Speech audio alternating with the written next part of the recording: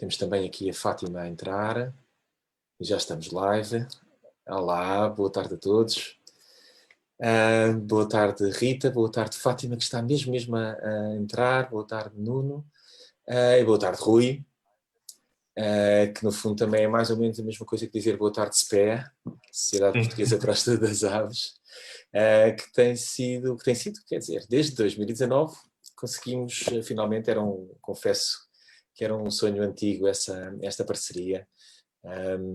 Nós estamos muito ligados à SPEA, mas por via do associativismo acompanhamos muito o trabalho e temos aqui gente do lado da Arte das Musas que são observadores de aves, amadores, e portanto nós acompanhamos muito. Está a entrar também Fernando Costa. E então há muito tempo que pensávamos desafiar-vos a juntar-se a nós neste Fora do Lugar, no Festival Internacional de Músicas Antigas em Idenha Nova, cidade criativa da música da Unesco, e também um território Unesco com o Geoparque Natur Tejo, reserva da biosfera. É um território Unesco holístico, desde a natureza até à criatividade na área da música. Costumo dizer que é o lugar mais bonito do mundo, portanto é muito fácil trabalhar a partir daqui com estas propostas. É também uma proposta do mundo rural, mas virada para todo o mundo, para provar um bocadinho que, e sobretudo em 2020, especialmente em 2020, que a resiliência, a persistência, a criatividade moram muito aqui no mundo rural, não moram só nas cidades. E então, em 2019, fizemos este desafio à SPES de se juntar e conseguimos promover a primeira caminhada anual, aquilo que pensávamos que podia ser a única caminhada anual, SPEA Fora do Lugar, e que passou a ser a primeira, porque este ano teremos a segunda caminhada anual, e a parceria vem vindo a crescer, e juntos pensámos em o Rui o Rui Machado e a SPEA propuseram trazer para o Fora do Lugar este tema tão premente e tão importante nos dias que correm sobre os crimes ambientais. Eu passava a bola diretamente através desta sala muito grande, mas apesar de tudo um pouco distante, ao Rui, para falar um bocadinho sobre ele, apresentar a SPEA e começar a sessão. Ok, então, obrigado, Filipe. Então, agradeço mais uma vez o convite que fizeram a mim e à SPEA para estar aqui a falar, e já desde o ano passado, que foi um gosto enorme estar presentemente no festival e fazer a caminhada com os participantes, a ver aves. Foi incrível e é uma pena nós estarmos este ano, não podermos estar todos juntos também a ver aves. Portanto, fazemos o que conseguimos nas condições que temos. Portanto, este ano, também no âmbito de um projeto que a SPES está a trabalhar, achámos que era importante também dar a conhecer um pouco melhor a questão dos crimes ambientais, como é que eles se enquadram no nosso dia-a-dia, o que é que existe em termos de legislação para proteger o ambiente e o que é que todos nós podemos fazer enquanto cidadãos e a SPEI enquanto entidade, enquanto organização de ambiente, pode fazer também para ajudar a combater os crimes ambientais.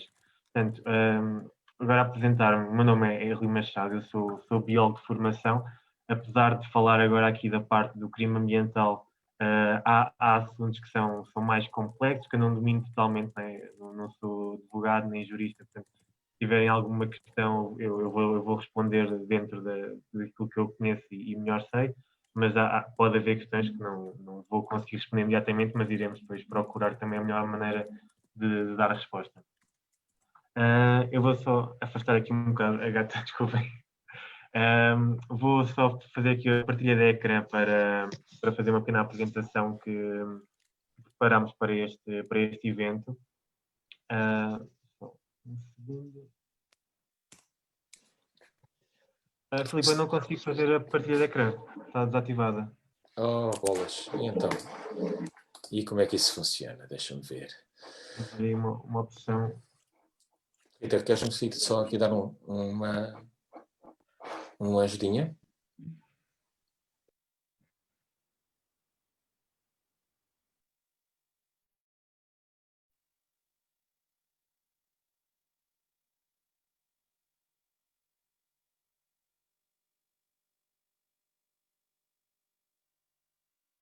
Vê lá agora, Rui, em princípio sim.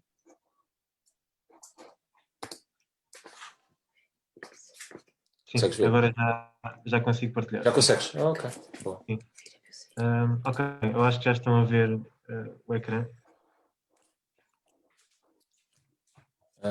Agora sim. Ok, perfeito.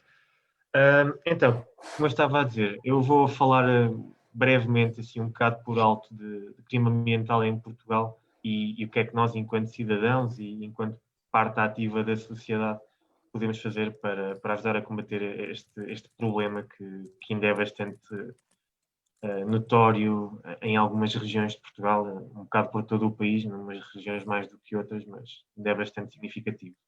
Portanto, a SPE já há bastante tempo, eu vou só começar por dizer o que é a SPE, para quem não conhece, a SPE, ou a Sociedade Portuguesa para o Estudo das Aves, é uma organização não governamental de ambiente. Foi fundada em 1993 e tem como principal objetivo fazer o estudo e a monitorização das aves, proteger espécies, proteger os habitats em que estas espécies habitam, e isso envolve muito trabalho, muitas vezes, de influenciar políticas agrícolas, influenciar decisões, sensibilização de partes importantes da nossa sociedade que têm relevância para a conservação das espécies e habitats. E também somos uma associação que tem muito uma componente prática e ativa de envolvimento de sócios, de disseminar a observação de aves, disseminar o conhecimento sobre as aves. Portanto, e também no âmbito dessa parte importante da nossa associação, é que o ano passado também foi com muito gosto que estivemos presentemente no festival para fazer uma caminhada de observação de aves. Portanto, no âmbito destes objetivos da SPE, nós começámos em 2018 um projeto europeu, que é um projeto chamado Life Nature Guardians, que em Portugal tem trabalho da SPE e é coordenado por um parceiro espanhol, que é a Sociedade Espanhola de Ornitologia. Os principais objetivos deste projeto são estes três, não é? Reduzir a incidência de crimes ambientais, e por isso iremos fazer várias ações, algumas delas são de trabalho direto e formação de stakeholders, e com stakeholders aqui queremos dizer pessoas que andam no terreno na parte da detecção e vigilância das espécies e habitats e que muitas vezes se deparam com crimes ambientais, na sensibilização das pessoas que também e dos profissionais que têm como missão acompanhar os processos judiciais, e da nossa parte também teremos essa capacidade de dar apoio e acompanhar em tribunal alguns processos que consideremos mais relevantes e que é necessário também ter esse input da nossa parte. Eu agora vou tentar ser breve nesta parte, é a parte que é importante também para percebermos como é que é a proteção do ambiente em Portugal. E começa logo na Constituição da República Portuguesa, portanto, aquele documento, aquele conjunto de regras e de leis que rege o nosso país, a nossa República.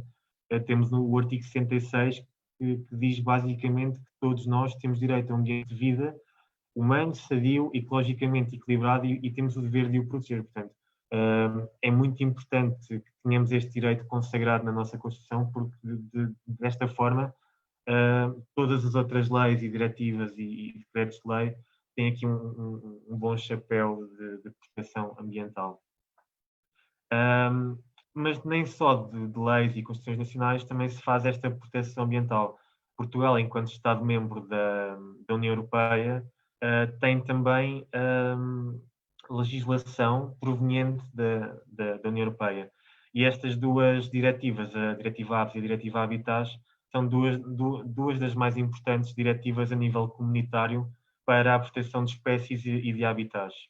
Muito por alto, a Diretiva Aves e a Diretiva Habitats, portanto, estas são bastante antigas. A Diretiva Aves, se não estou em erro agora de cabeça, foi implementada a nível europeu na década de 70, portanto, é uma peça de legislação bastante antiga e foi inovadora na medida em que consagra todas as espécies de aves selvagens que ocorrem em cada Estado-membro, define medidas de proteção para essas espécies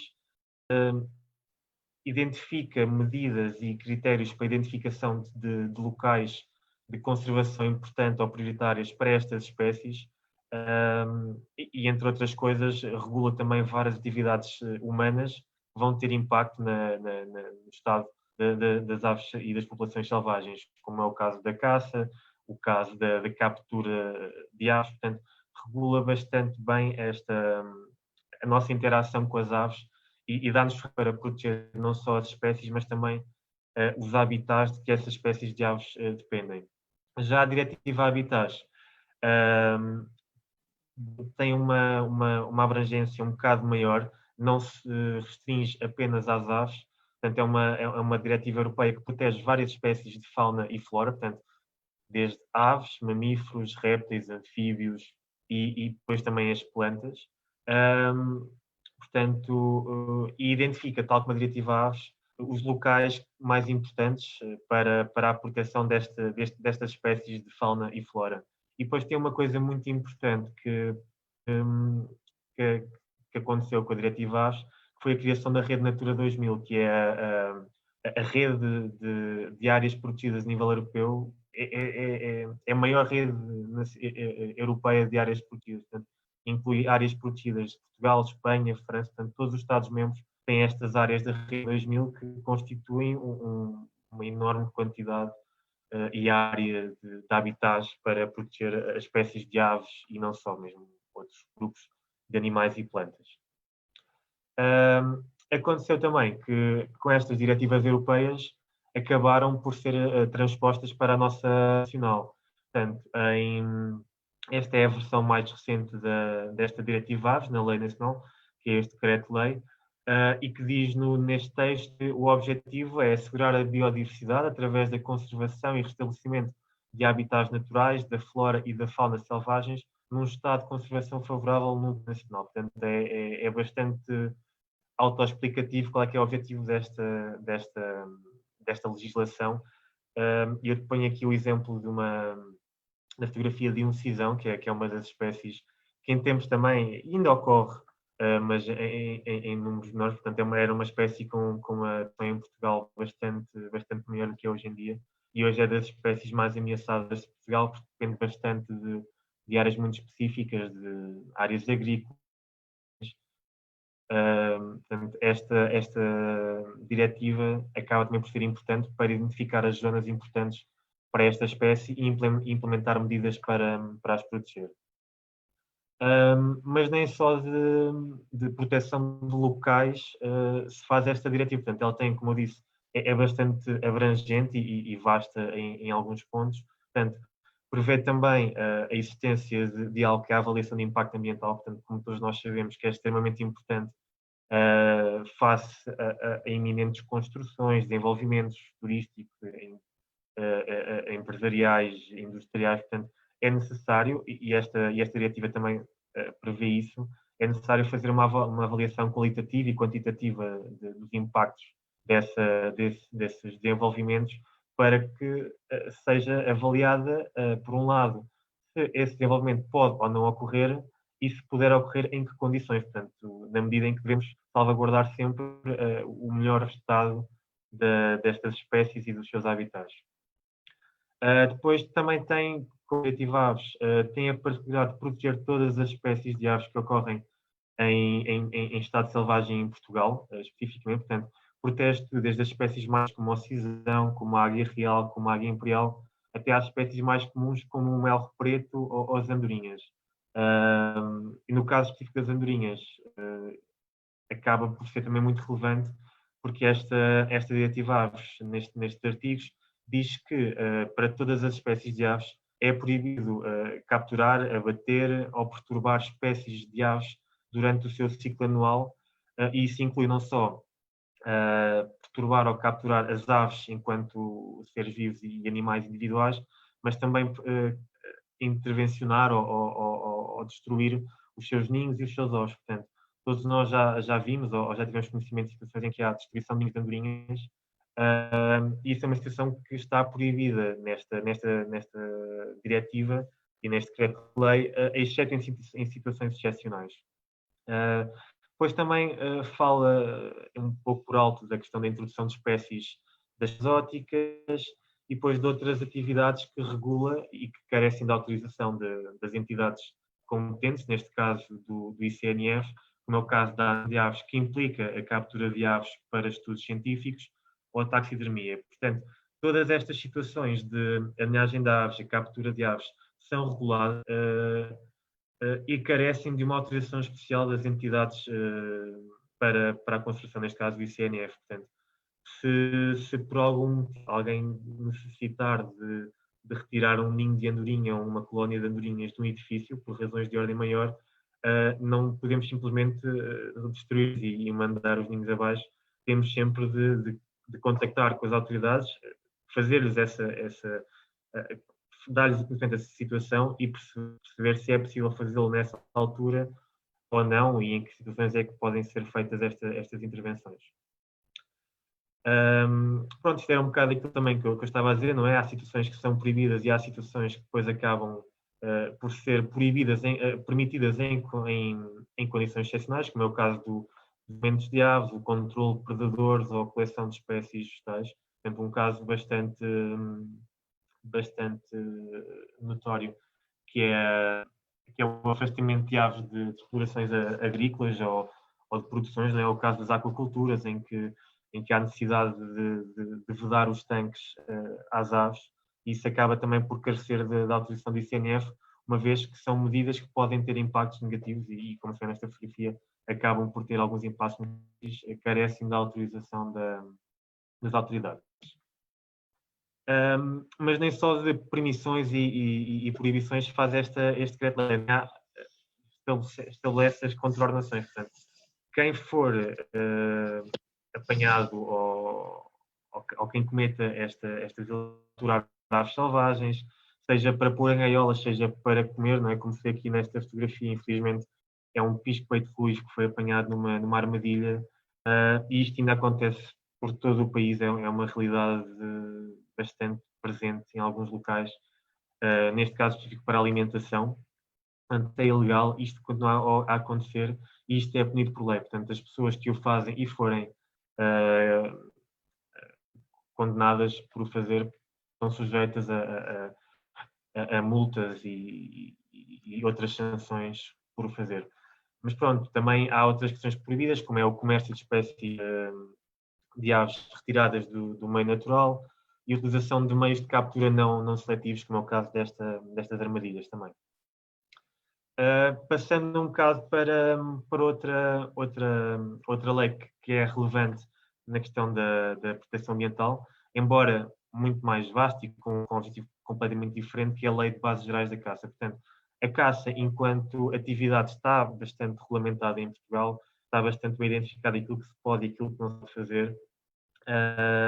Portanto, esta lei, no seu artigo 1, aquilo que faz é estabelecer as bases para a gestão sustentável dos recursos cinegéticos e inclui também a conservação desses recursos e o seu fomento. Portanto, em Portugal é permitida a caça de várias espécies de aves, desde patos, rola brava, pombos, tordos, portanto, mas isto está bastante bem definido em que pode acontecer, quem é que o pode fazer, em que locais pode ser feito e em que quantidades também se pode fazer. Portanto, tudo isto está bastante bem definido e a violação de algumas destas normas desta lei pode constituir também uma contraordenação ou até um crime.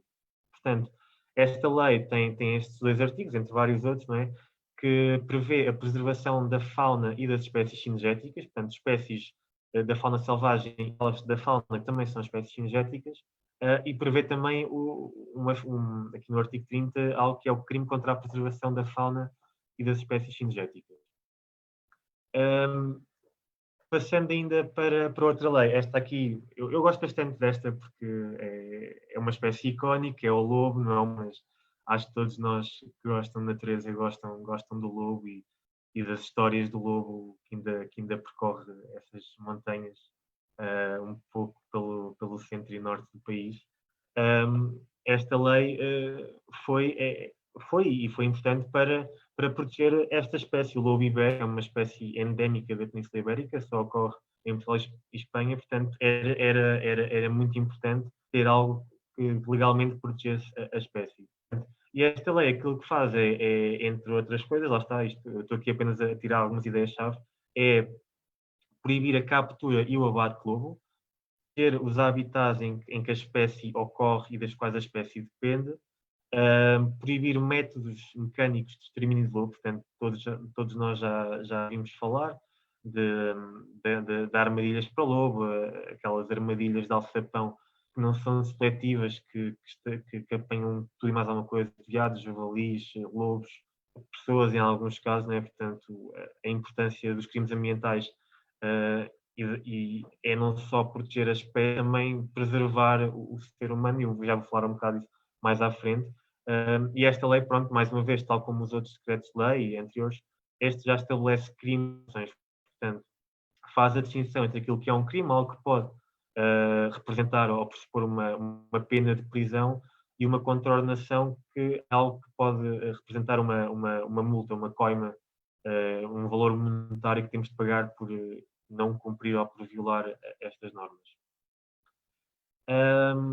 Falando mais da questão dos habitats, portanto, falando do recurso à água, extremamente importante hoje em dia, em que grande parte do nosso país está em situação de seca já há algum tempo, principalmente o sul do país, é também bastante importante protegermos este recurso, não é, do qual todos dependemos, que é a água.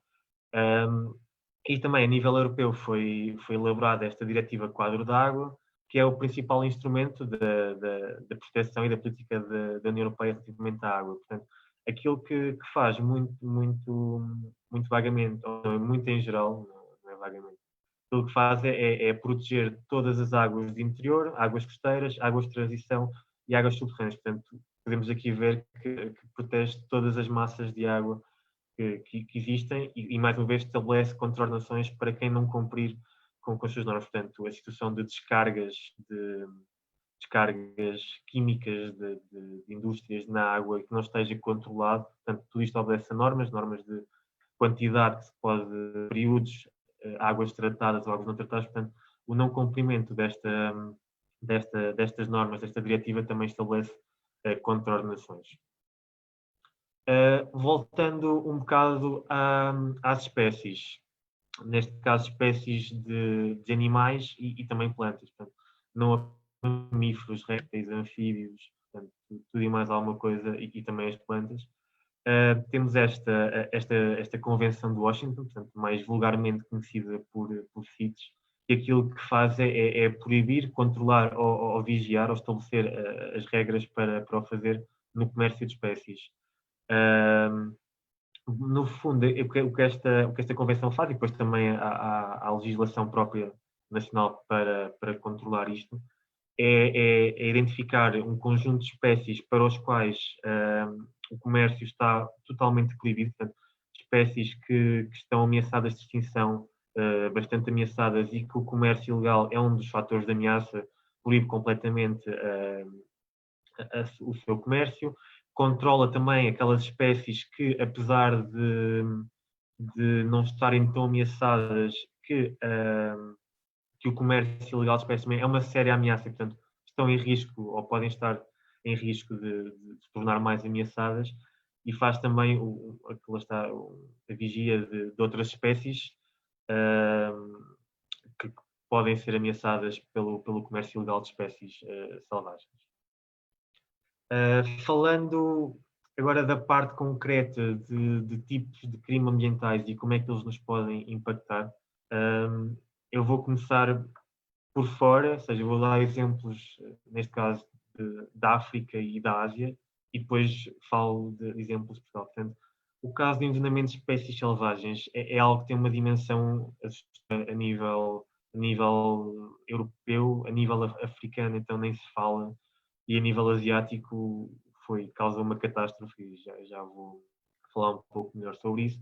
Portanto, temos aqui esta notícia de que apenas num episódio de envenenamento morreram mais de 500 abutres no Botsuana. Portanto, isto são de aves, os abutres, que são bastante sensíveis a estes eventos, portanto, são espécies que muitas vezes ocorrem em grupos, em bandos grandes, são necrófagas, portanto, alimentam-se de animais, alimentam-se de carcaças.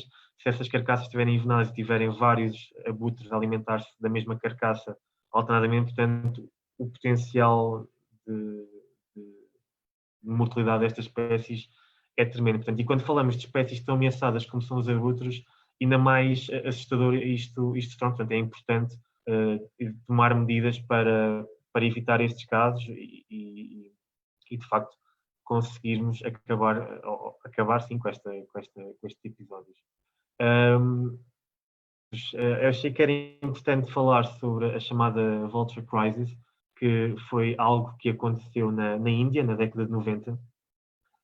Neste caso, o envenenamento foi não intencional, portanto, há que também distinguir entre envenenamento intencional e envenenamento não intencional. Neste caso foi não intencional, mas é importante para mostrar como algo que parece ou pode parecer pequeno acaba por ter um impacto tremendo. Neste caso, aquilo que aconteceu foi que na Índia era usado um medicamento veterinário, que é o chamado diclofenac, portanto, em Portugal é usado, por exemplo, em outros medicamentos de uso humano, mas para nós não tem qualquer problema, mas para estas espécies são fatais, portanto, causam-lhes condições corpóreas, falências orgânicas, que levam à sua morte. Portanto, aquilo que aconteceu na Ásia, em específico, foi que durante a década de 90, na Índia, mais de 99%, ou seja, mais de 90%, em específico 99% da população de abutres da Índia acabou por morrer devido ao uso deste medicamento veterinário. Portanto, no espaço de 10 anos, quase a totalidade dos abutres da Índia desapareceram. Portanto, o que era um país, uma área que tinha uma população saudável de abutres, no espaço de uma década ficou quase sem abutres. E isto pode parecer pouco importante, mas se nós pensarmos que os abutres são espécies que têm um papel são necrófagos, têm um papel de alimentar de carcaças, podemos também pensar que não havendo abutres, uma carcaça irá ficar pouco tempo no campo. Não havendo abutres, as carcaças permanecem no campo. Isto causa um problema também de saúde pública, não é? Doenças associadas a estas carcaças e estes cadáveres podem facilmente passar para a população humana e causar um risco para a saúde pública. Portanto, e acho que hoje em dia estamos ainda mais sensíveis para estas situações. Portanto, a maneira como nós nos relacionamos com os animais e com a natureza é muito importante e temos de manter este equilíbrio para que coisas como esta não voltem a acontecer. Como eu disse, estas coisas acontecem lá fora, mas também acontecem em Portugal. Portanto, este é o caso, aconteceu no Alentejo, com uma espécie que é a águia imperial, é uma espécie extremamente ameaçada em Portugal, que há bem pouco tempo estava extinta em Portugal, mas fruto de trabalho de conservação em Portugal e em Espanha, acabou por regressar e hoje em dia já está um pouco melhor. No entanto, isto aconteceu há uns anos, portanto, numa altura em que a espécie deveria ter, perdão mais uma vez se eu não sei estas coisas assim de cabeça, mas na altura esta espécie devia ter alguns 16, 17 casais, e aquilo que aconteceu foi que um isca envenenado acabou por matar não só uma águia imperial, mas duas águias imperiais. Formavam um casal, portanto, era um casal que tinha um potencial de contribuir para a recuperação da espécie em Portugal e que de um dia para o outro morreu, portanto, em plena altura de nidificação. Portanto, numa população tão pequena, morrer um indivíduo já é grave, morrer dois indivíduos, mais grave ainda, morrer um casal é dramático, ainda para mais nesta situação, era um casal que tinha crias no ninho, portanto, não morreram apenas os progenitores, acabou também por causar um impacto negativo nas crias e é sempre mau, ainda para mais em espécies tão ameaçadas como esta. Mas pronto, nem só de aves isto acontece, não é? Acontece também com outras espécies, aconteceu com o lince ibérico, mais uma vez uma espécie altamente ameaçada, muito emblemática, também sujeito a muitas ameaças, fruto de um grande trabalho de conservação que se tem feito, e que, mais uma vez, estes episódios de envenenamento acabam por comprometer os esforços de conservação. Depois temos outras formas de crime ambiental, não é? Se o envenenamento, como eu disse, pode ser intencional ou acidental, o abate a tiro é intencional, não é? Quanto a isso não há tantas dúvidas. Aqui é um caso que é recente, portanto, mais uma vez uma águia, uma espécie ameaçada, neste caso a águia de Bonelli, também de conservação prioritária a nível europeu, e que ainda ocorrem episódios em que a espécie é alvo de abate a tiro. Portanto, uma vez, são situações que comprometem a conservação destas espécies em Portugal. E mais uma vez, em espécies ainda mais ameaçadas, mais assustador e mais grave isto se torna. Temos aqui outro caso de crime ambiental, mais uma vez este mais dirigido às aves, que é a captura ilegal. Mais uma vez aqui a foto do pisco. Neste caso, como eu disse há bocado, a captura ilegal pode ter duas grandes intenções, portanto, ou colocar aves em gaiola para ter em casa, ou porque as pessoas gostam de cantar, ou porque as pessoas já ouviram dizer que os corvos falam, os gaios falam, portanto acham interessante ter estas espécies em gaiola, mas isto é ilegal, portanto, e a captura ilegal constitui uma ameaça para estas espécies.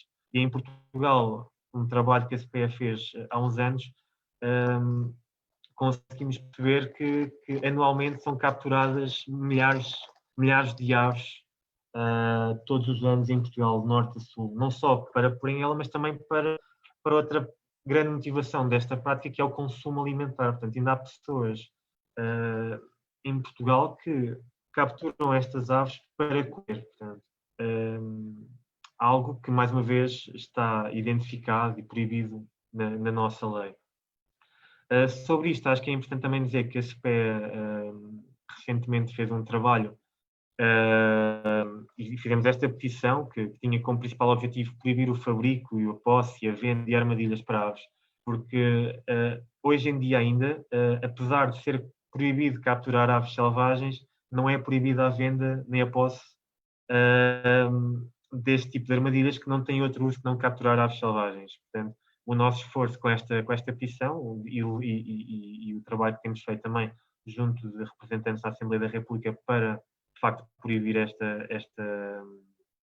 questão do fabrico e da posse e da venda de armadilhas passa ainda mais difícil é que quem o faz consiga fazê-lo, não é? Porque se capturar aves era ilegal, mas ter as armadilhas não era, o nosso objetivo é deste modo dificultar ainda mais e acabar com a venda destas armadilhas que não têm outro uso. Como eu disse, nem só para consumo alimentar são capturadas aves, há várias aves que são capturadas para tê-la, não é? Para ter em casa, e isso ainda constitui também, lá está, uma grave ameaça para muitas espécies mais ameaçadas, não é? E está aqui um exemplo também de que no Algarve, numa apreensão ou no espaço, neste caso 3 apreensões que foram feitas no Algarve, foram capturadas mais de 100 aves ilegais em cativeiro. Portanto, se pensarmos que se calhar não conseguimos chegar a todas estas situações e aquelas que falamos de centenas de aves, podemos também daqui ter alguma ideia da magnitude destas práticas em Portugal. E depois lá está, há espécies que, por um lado, acabam também por ser mais perseguidas que outras, porque também têm outro valor comercial. Neste caso, em específico para o comércio, isto é uma notícia de 2017, em que no centro da cidade de Lisboa, portanto, uma cidade altamente povoada, ainda havia quem fizesse rapel para roubar ovos de falcão peregrino, espécie com elevado valor comercial e principalmente também nestes meios legais, e numa capital do nosso país altamente povoada, ainda conseguiram ir ao ninho, portanto estas espécies nidificam em falésias, muitas vezes falésias muito altas, conseguiram fazer toda a operação de aceder ao ninho e roubar os ovos para depois vender. Mas lá está, mas, o crime ilegal não se diz respeito apenas às espécies, mas também aos habitats que dependem destas espécies, ou de que estas espécies dependem, e também nós dependemos, portanto, acho que, mais uma vez, este caso é conhecido de todos nós, o caso de poluição no Rio Tejo, mas há mais por Portugal, é quase uma constante em alguns locais estes episódios de poluição dos rios. Portanto, aconteceu no Tejo, acontece noutras regiões do país, infelizmente. Portanto, é algo que também nós temos de estar atentos e perceber como é que podemos ajudar a combater. E daqui também surge as nossas indicações, de como é que se pode ajudar a combater estes crimes. Portanto, aquilo que eu fiz agora foi tentar resumir aquilo que protege as espécies e os habitats e dar alguns exemplos de crimes que ocorrem em Portugal. E agora vou dizer qual é que é a melhor maneira de os denunciar. Portanto, em Portugal temos uma divisão da GNR, portanto, que é o CEPNA, portanto, uma polícia ambiental, trabalha especificamente na fiscalização e vigilância de espaços naturais e das espécies. E temos esta linha SOS Ambiente e Território, permite de uma forma muito simples, quer seja através deste número direto, quer seja através de um formato online, quer seja também através do envio de um e-mail para lá, a denunciar a situação com que nos deparamos. Portanto, se virmos um terreno de cultivo com várias armadilhas colocadas, podemos denunciar. Se virmos alguém que tem um falcão em casa, podemos denunciar. Portanto, nós temos essa capacidade de atuar nestas situações para também tentar causar alguma diferença. Temos também, pronto, aqui lá está, é um exemplo do formulário, portanto, que podem preencher o formulário no site da linha SOS Ambiente e Território, podem também enviar a informação para este e-mail ou podem ligar. Aqui a nossa indicação é que é muito importante fazer estas denúncias, mas é tão importante como fazê-las imediatamente, portanto, não deixar passar tempo, porque muitas destas situações ocorrem num período de tempo curto, não é? E as próprias pessoas que cometem estas infrações também já têm uma cautela e têm alguma cautela e estão de sobreaviso para o que estão a fazer é ilegal, portanto, tomam alguns cuidados. Portanto, é muito importante não só denunciar a situação imediatamente, mas também dar todas as informações para que possa atuar da melhor maneira possível. Portanto, indicar o local exato, indicar a data e as horas a que conseguimos, em que vimos estas práticas ilegais a acontecer. Também, lá está, a melhor maneira é mesmo a linha SOS Ambiente e Território, portanto, da GNR, que em áreas de atuação e competência da GNR são eles próprios a atuar, em áreas de competência da Polícia de Segurança Pública, da PSP, portanto, os casos são encaminhados para eles. Em casos em que estejamos a falar de áreas protegidas, portanto, parques naturais, reservas naturais, pode também ser iniciada a situação ao ICNF, portanto, ao Instituto da Conservação de Natureza e Florestas, mas, mais uma vez, volto a frisar a importância também de denunciar sempre a situação em IR, porque é também a questão, os números importam e, neste caso, quanto mais informação tivermos sobre estas práticas, onde elas ocorrem, bem mais capacidade temos de perceber algumas destas questões e os seus padrões. Antes de terminar, queria só deixar aqui um exemplo de uma situação que eu pessoalmente acabei por denunciar, e por ter visto no terreno. Há uns anos também estava a fazer trabalho de campo com esse pé no Minho, e o nosso trabalho consistia em fazer percursos de alguns quilómetros a pé.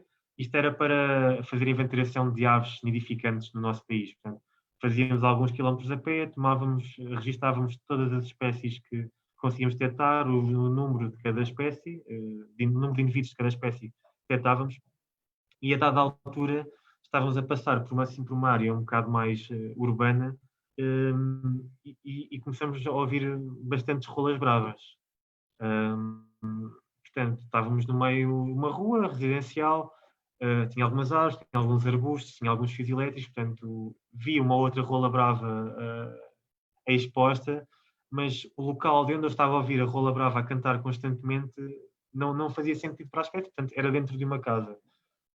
Aquilo que, pronto, chamou a atenção, não é? Fiquei logo desconfiado que algo não estaria certo. E acabei por conseguir perceber que, de facto, a rola que estava a cantar insistentemente estava dentro de uma gaiola, dentro de uma destas casas. Portanto, eu, sabendo já que não é permitido ter esta espécie em gaiola, portanto, é uma espécie protegida, não é permitido tê-la em gaiola, assumi que seria uma situação ilegal. Portanto, fiz a denúncia imediatamente ao CEPNA. Neste caso, até foi através da linha telefónica. Disse onde é que isto tinha acontecido, disse o nome da rua, a hora, estava lá, expliquei o melhor que podia a situação, disse que tinha visto as rolas dentro de uma gaiola, pronto, e cumpri o meu papel de denúncia neste caso. Aquilo que aconteceu depois foi que a GNR, passado algum tempo, não é? Vocês podem identificar-se ou podem escolher não ser identificados quando fazem a denúncia. Eu, como me identifiquei, acabei por receber também um feedback da GNR, neste caso, a dizer que, de facto, tinham ido lá, tinham visto as rolas na gaiola, tinham verificado que era uma situação ilegal, apreendidas, o material foi apreendido e a pessoa, pronto, foi alvo de uma sanção. Não sei qual é que foi a sanção, mas sei pelo menos que aquelas rolas estavam engaioladas, já deixaram de estar, e aquela pessoa que o estava a fazer ou pagou alguma multa ou pelo menos apanhou um susto. E acho também que é importante termos estas atitudes de denúncia para que, mais do que punir, conseguimos dissuadir estas atitudes. Portanto, é importante termos uma capacidade de punição, mas também é muito importante fazer esta sensibilização e dissuasão para a prática dos crimes ambientais, porque de facto é muito importante que o nosso esforço vá levando a que estes acontecimentos vão sendo cada vez menos regulares em Portugal. Rui, Portanto, sim. será que posso, será que posso colocar aqui uma questão? Sim. O que às vezes se sente nestas questões daquilo que é ilegal é que as pessoas às vezes não têm sequer noção, consciência do que é que realmente é legal ou ilegal. Sim. Por exemplo, ter um fantástico pintacilgo numa gaiola ou ter um bico de lacre, por exemplo. Estamos a falar de aves fantásticas, de passarinhos tão bonitos, não é? E que às vezes não há consciência até onde é que as pessoas podem ir, como é que as pessoas podem adquirir, comprar aquele animal e se realmente o podem fazer. E então é essa questão de que... Daí também eu falar da questão da sensibilização, portanto, em Portugal, pronto, são práticas com anos, décadas de tradição, não é? A captura de pintacilgos, por exemplo.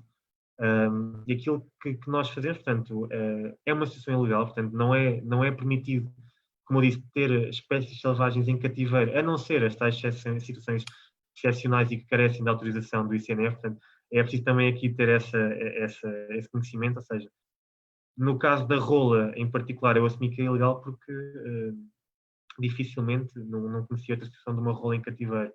Já de outras espécies, já todos nós vimos falcões, corujas de falcoaria, essas situações de facto estão reguladas, portanto é preciso também ter essa sensibilidade. Mas como eu estava a dizer, é também um papel de sensibilização que nós também tentamos adotar, não é? Obviamente que se eu conhecer uma pessoa ou ouvir uma pessoa a fazer isso, a minha primeira ação vai ser no sentido também de alertar a pessoa, dizer, olha, se calhar você tem aí uma situação que não sabe que é ilegal, no caso de uma gralha, um corvo, um gaio, um pintacilgo, e acabei também por já fazer isso em alguns casos, chamei a atenção à pessoa que de facto era ilegal, que não podia ter, e as pessoas, pronto, ou cedem e de facto concordam em fazer a libertação dos animais, ou não, não é? Mas também depende muito da situação, não é? Aqueles casos em que nós ou não temos acesso à pessoa, ou porque nós não somos da região e acabamos por ver, é importante também fazer essa denúncia, não é? Uhum. Mas também temos um papel de sensibilização e é também isso que nós tentamos aqui com estes eventos, não é? De dar a conhecer também não só o que é que as pessoas podem fazer para denunciar, mas também dar-lhes a saber aquilo que não podem fazer, não é?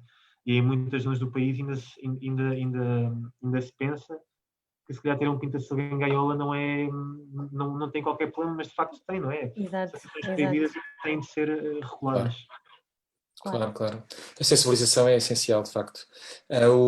Temos aqui o Nuno, que está connosco aqui no Zoom, que escreveu: alerto que nem sempre estas situações são ilegais. O próprio ICNF tem vindo a licenciar a detenção de algumas espécies em cativeiro e diz até os famosos carduelis, existem inúmeros criadores licenciados para a venda dos mesmos, não é? Exato. Pronto, era isso mesmo que eu estava a dizer. Precisamente. Há espécies que nós já sabemos à partida que vão ser ilegais, não é? Se eu vir um grifo preso numa casa, à partida já vou suspeitar que há uma probabilidade elevada de ser ilegal. Se eu vir um pintacil, pronto, já vou saber, ok, pode ser ilegal ou pode ser ilegal. Neste caso, também quem não deve não teme, não é? Portanto, Exatamente. se eu puder chegar a falar com a pessoa e falar, então você tem um pintacil, por acaso ele, não, está legal, sou criador registado no ICNF. Pronto, ok, perfeito. Claro.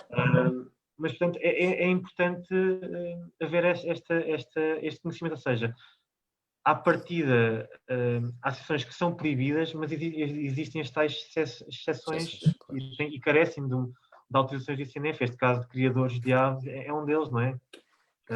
Mas pronto, lá está, depende muito da espécie, depende muito da pessoa e depende muito também daquilo que se faz, não é? Porque também já acabei por ver no campo, algumas vezes, armadilhas colocadas no campo que são ilegais. Portanto, sei que as pessoas a usar aquele método de captura não vai ser uma prática legal.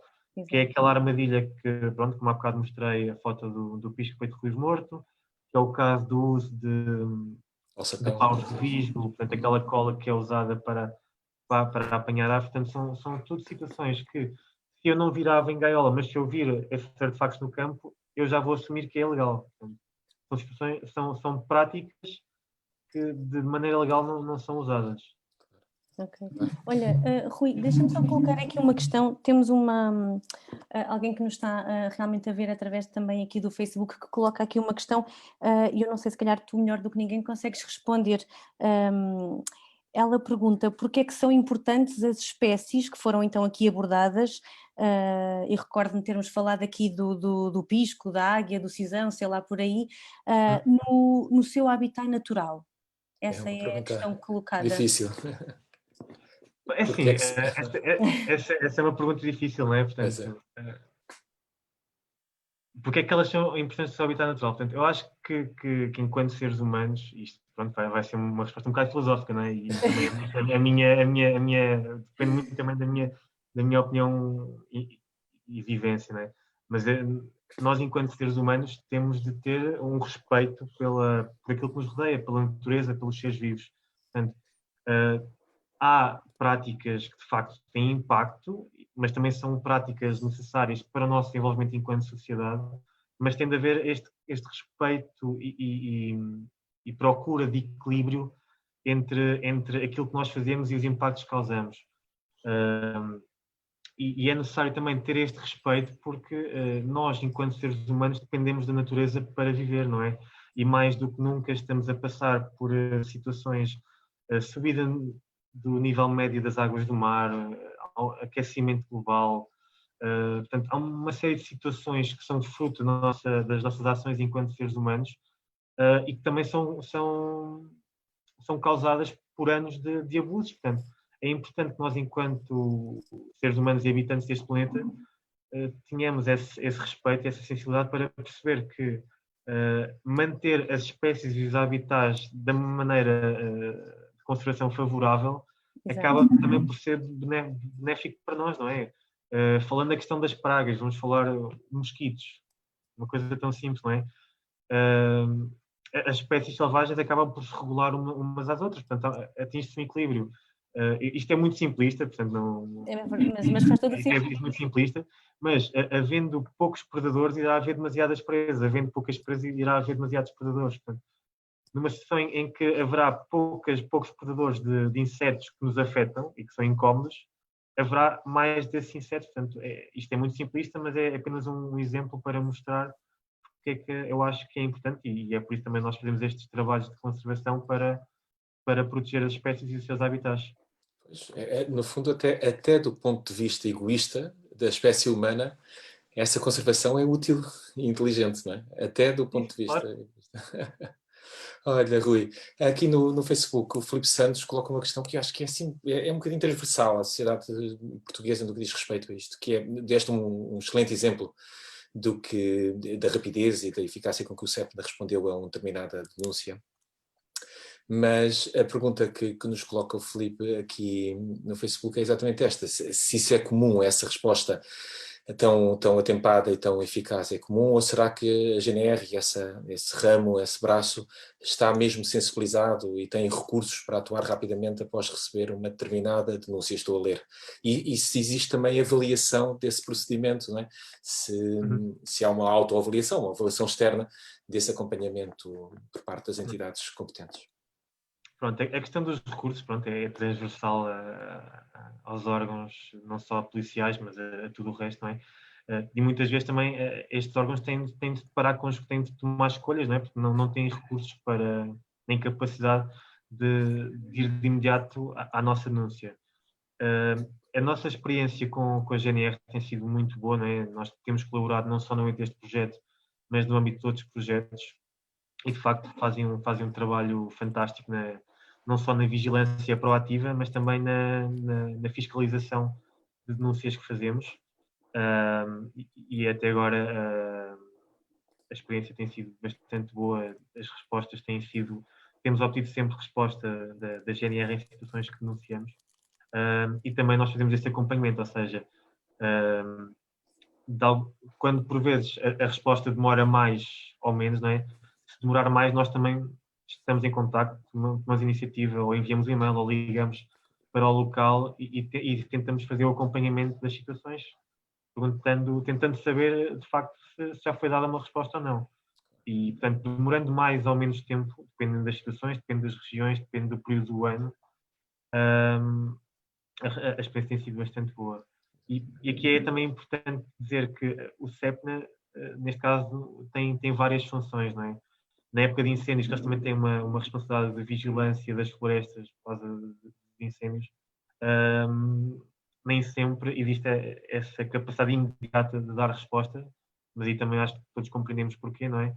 E lá está, é uma questão de gerir recursos, e nem sempre os recursos são infinitos, ou melhor, os recursos não são infinitos, e também temos de ter uma postura de colaboração e de compreensão para com quem faz este trabalho de vigilância e de fiscalização. Muito interessante. Olha, o Nuno que nos está a seguir, que tem feito aqui umas observações interessantes, eu vou só passar duas delas. Em relação àquela pergunta da pessoa que nos acompanha, da Mário Kivi, que nos acompanha no Facebook, ele dizia, da parte dele, para dar também a sua chega, que qualquer espécie no seu habitat natural tem o seu valor, como, por exemplo, ele dá um exemplo do antropocentrismo, digamos assim, da própria desse interesse, que é, vejamos, por exemplo, a observação de espécies de rapina no Parque Nacional do Douro Internacional, que inclusive ajuda ao turismo, não é? Sim, claro. E retirar as espécies dos habitats interrompemos, diz ele, desde logo o ciclo natural da natureza. E ainda acrescenta na resposta ao Filipe Santos, para complementar a tua, de que a experiência dele é que o CEPMA e a GNR estão muito sensibilizados, portanto, sim, bastante. E que a denúncia, pelos vistos tem essa experiência, a denúncia é identificada e é sempre respondida e tem de ser tratada num prazo de 30 dias. Sim, a GNR dá sempre uma resposta É fantástico. da denúncia. Pois. Pronto, e essa questão também do Douro Internacional é um exemplo fantástico, não sei como é que eu também não me lembrei de usar, Mas, de facto, o ser humano também, ainda para mais nestas regiões em que coabita com muita proximidade, não só no Douro Internacional, mas no Tejo Internacional, o Alentejo, portanto, zonas em que os habitats estão conservados, as espécies ainda permanecem de uma forma saudável, ou relativamente saudável, depende da espécie, nessas regiões, também gera outros retornos através do turismo, seja turismo de observação de aves, turismo de natureza, portanto, acaba também por atrair pessoas para essa visitação aos locais e estar nos Claro. locais. E se calhar, se eu puder dar só mais um exemplo, Diz. agora lembrei-me, eu durante a apresentação falei do caso dos abutres, e esse é um exemplo fantástico de como o facto, ou a questão das espécies não estarem no seu habitat natural, acaba por gerar desequilíbrios brutais com consequências potencialmente graves para o ser humano. Portanto, o facto de não haver espécies necrófilas tem um papel natural de limpar cadáveres, limpar as populações de doenças que ocorrem nessas populações, e fazer de uma forma rápida e eficaz, pode ter efeitos potencialmente sérios, não é? Não só para nós, mas também para outras espécies. Daí a importância de manter este equilíbrio e preservar os habitats e as espécies que lá habitam, não só as aves, mas também as plantas, mamíferos, anfíbios, portanto, todas estas espécies têm uma função no seu habitat e que acaba por ser muitas vezes desvalorizada. Estou-me a lembrar agora do caso dos polinizadores, portanto, insetos polinizadores, sem os quais nós não teríamos a diversidade de plantas, vegetais, que são a base da nossa alimentação hoje em dia. E pronto, lá está, que muitas vezes são desvalorizados e não se dá importância à presença das abelhas, das moscas, dessas espécies nos seus habitats naturais, que têm um papel fantástico e enorme na disseminação, na polinização de plantas das quais nós dependemos. Tens toda a razão, claro. E agora já percebi porque é que o Nuno, que nos acompanha, sabe tanto. Ele é chefe do Núcleo de Proteção Ambiental da GNR, a GNR, Nuno Proença, do Núcleo de Proteção Ambiental da Guarda, e segue-nos. E ele faz um reparo em relação a esta questão da expectativa da comunidade em relação à intervenção das autoridades, que importa, no entanto, dizer que estas equipas, estou a citá-lo, apenas têm 4 elementos por orgânico interno, não é? Portanto, são, como dizias, a questão dos recursos não é infinita. Claro. Isso é muito importante ter em conta, e lá está. Já agora agradeço também ao Nuno o papel que ele certamente faz na vigilância e na fiscalização e em todo o trabalho que a GNR faz no país, não é? Porque é de facto muito importante, não só da nossa parte, enquanto cidadãos, termos um papel ativo de estarmos sensibilizados e contribuirmos para a resolução destes casos, mas também lá está, é muito importante o papel que a GNR tem e é muito importante que haja militares assim sensibilizados e motivados para estas questões, que é mesmo muito importante. É verdade. E agora vamos aqui a uma observação, uma questão do Vicente Longo, tem 13 anos, e diz: gostaria de saber o que fazer se encontrar uma ave ferida e se não puder haver ajuda imediata. Tens ideia? Ok. Em relação às aves e às aves feridas, existem, pronto, mais uma vez, o número também que nós costumamos aconselhar para contacto é o da linha SOS Ambiente e Território, mas em casos em que existe em Portugal uma rede de centros de recuperação de animais selvagens, portanto, existe um em Castelo Branco, existe em Lisboa, existe em Gouveia, portanto, existem locais em Portugal que têm essas infraestruturas para recuperar animais selvagens. Estando próximos de um desses centros, a própria pessoa pode contactar esses centros de recuperação e eles próprios irão indicar e aconselhar a pessoa da melhor maneira de atuar. Noutras regiões em que não há tanta proximidade a centros de recuperação, se existir um polo ou uma sede do ICNF, algum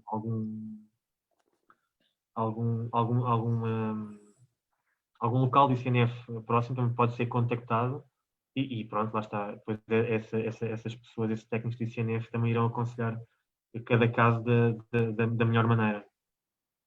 Portanto, na nossa opinião, são estas três opiniões, ou seja, GNR de um lado, neste caso GNR-CEPNA, Centros de Recuperação e CNRs. Exatamente. E o Nuno Proença ainda acrescenta que se a ave estiver ferida, alguém do CEPNA vai de imediato ao local, sendo que poderá sempre deixar no posto do GNR mais perto também, como dizes, que depois o CEPNA recolhe e o ICNF não faz muito raramente as recolhas. Portanto, esta ponte com as entidades locais, como dizias, é mais útil, imediata e eficaz. Sim. A Cláudia Freire aqui no Facebook, ela dizia uma coisa, Cláudia, eu quando referi o ser humano há pouco na minha intervenção era para justificar o facto de até desse ponto de vista ser útil, mas ela diz com muita propriedade que a importância do equilíbrio do ecossistema nem sequer deveria colocar o ser humano no centro da equação. Isso concordamos todos, mas o que eu dizia era que até nessa perspectiva devia ter outra atenção. Rui, não sei se queres dizer mais uma coisa. Já estamos com 60 minutos deste tema super interessante que dá Só muito para falar. para terminar, gostava de dizer que, além de todos nós, enquanto cidadãos, também termos este papel importante de estar atentos, de fazer denúncias, de estar sensibilizados para isto, caso também tenham alguma questão, considerem que a SPE tem um papel que pode fazer o acompanhamento, pode dar ajuda de qualquer maneira em situações em que vocês tenham questões, não hesitem em contactar-nos. Podem contactar diretamente a SPE, que nós depois faremos a resposta da melhor maneira e tentaremos sempre dar o melhor encaminhamento possível a cada situação.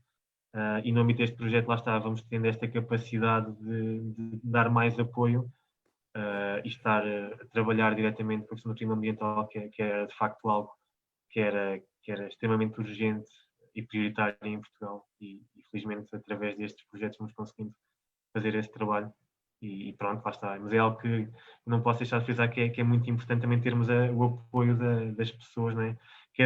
Cada um de nós tem um papel importantíssimo, todos nós juntos vamos tendo mais capacidade, e acho que é também o papel da SPEC nestes projetos, é não só atuar de forma individual enquanto SPE, mas também sensibilizar cada um de nós para a importância e para a diferença que podemos e conseguimos ter nesta questão do clima ambiental.